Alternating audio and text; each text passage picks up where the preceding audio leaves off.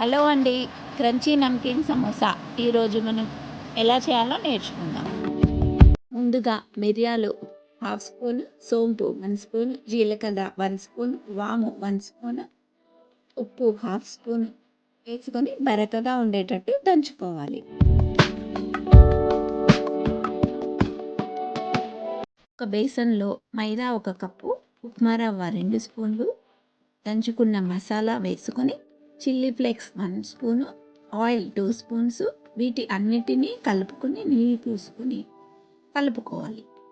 ఇలాగా పిండి ముద్ద చేసి 30 నిమిషాలు పక్కన పెట్టుకోవాలి.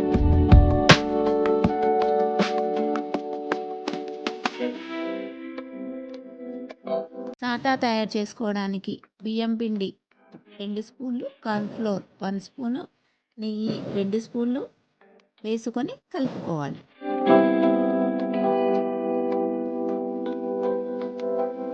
ముందుగా పక్కన ఉంచిన పిండి ముద్దను 1 స్పూన్ నూనె వేసుకొని చపాతీ పిండిలా బాగా రోల్ చేసుకోవాలి. రోల్ చేసుకున్న పిండి ముద్దను 5 భాగాలుగా కట్ చేసుకోవాలి. ఒక్కొక్క పిండి ముద్దను తీసుకొని వీడియోలో చూపించిన విధంగా రోటీ చేసుకోవాలి.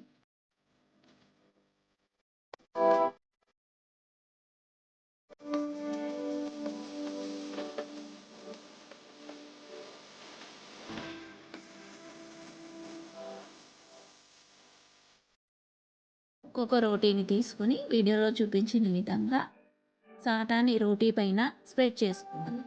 ఒకదానిపైన మరొకటి రోటీలను వేసుకోవాలి.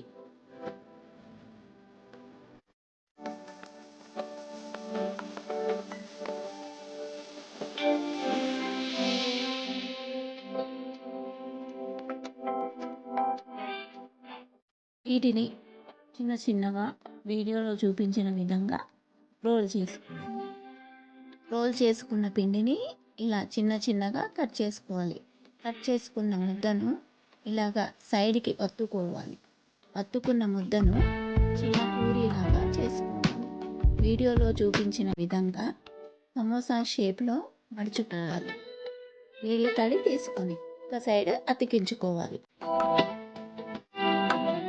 అతికించుకున్న మసాలాను నూనెలో వేసుకొని డీప్ ఫ్రై చేసుకోవాలి.